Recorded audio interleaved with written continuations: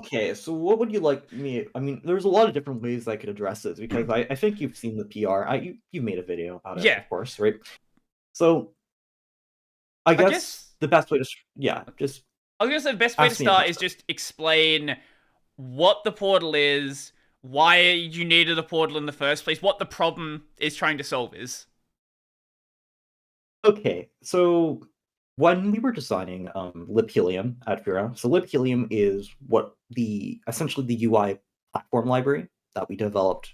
It's for GTK that we developed for TileOS, right?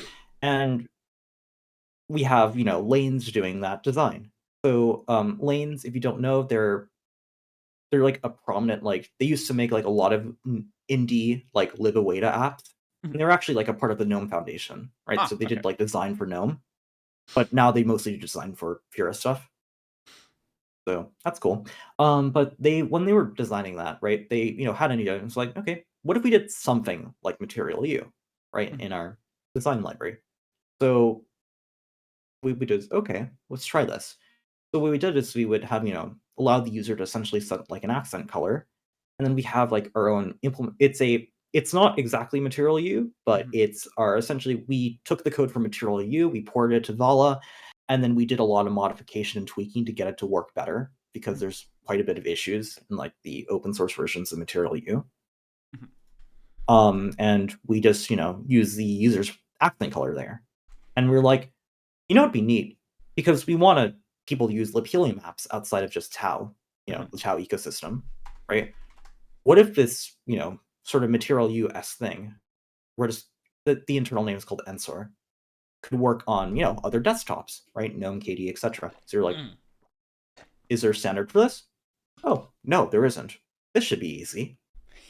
So you're like, okay. Lanes and I got into a call. The entire team, we got into a call and we just started banging out like the XML. You're like, perfect. And then we have a reference implementation in Liphelium, and then we have a reference implementation in our fork of the GNOME portal. Perfect. BPR, and then oh no. So this was June 18th, 2022. Or June 17th? I don't know, time zones are weird. June 18th for me. Um so you posted it on that day. What did you think would happen? Honestly, like I looked at the other PRs and they seem pretty mundane. So it's like, okay, maybe there'll be some deliberation, right?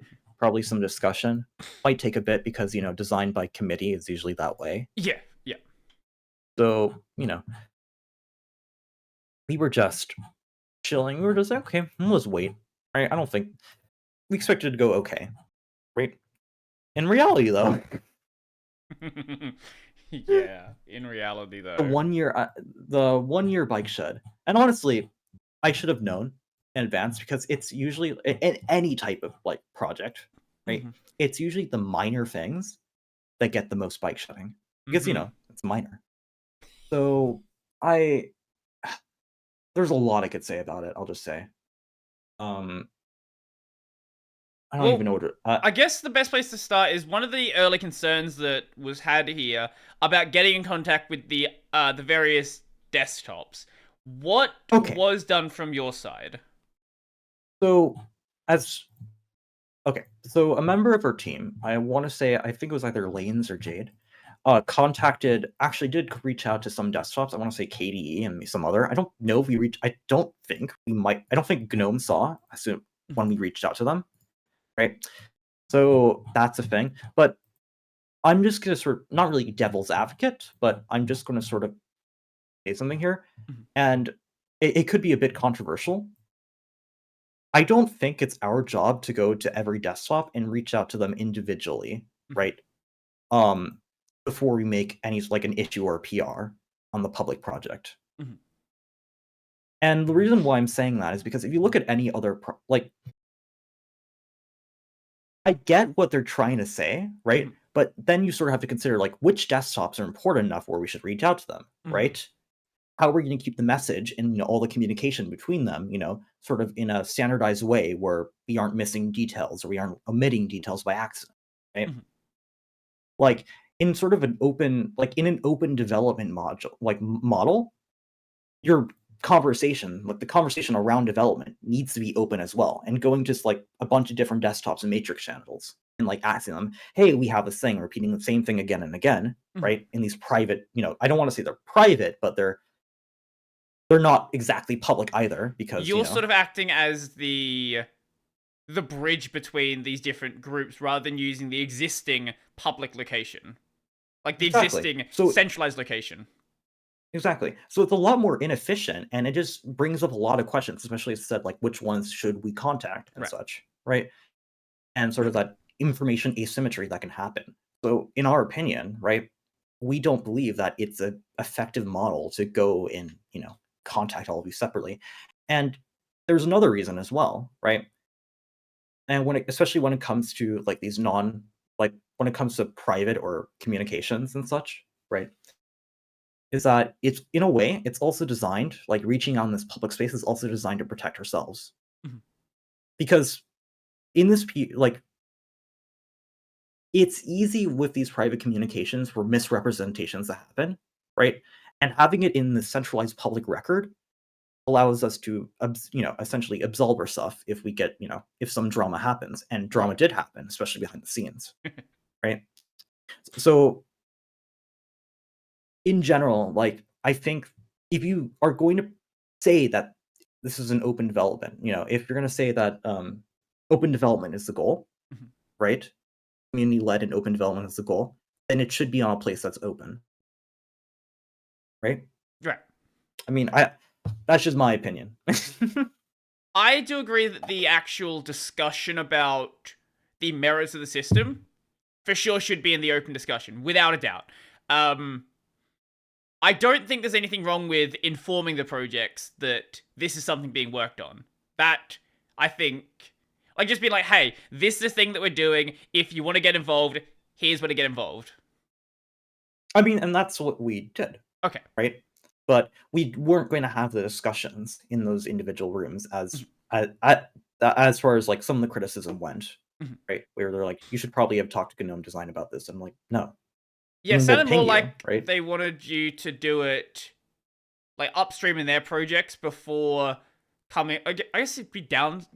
Yeah, it'd be downstream. They wanted you to go to the downstream projects first before you tried to upstream it. Yeah. I really don't think that's like a good idea or compatible in an open development model. Besides just, like ping. And that's probably a bit of a controversial take. But that's just how I see it. And like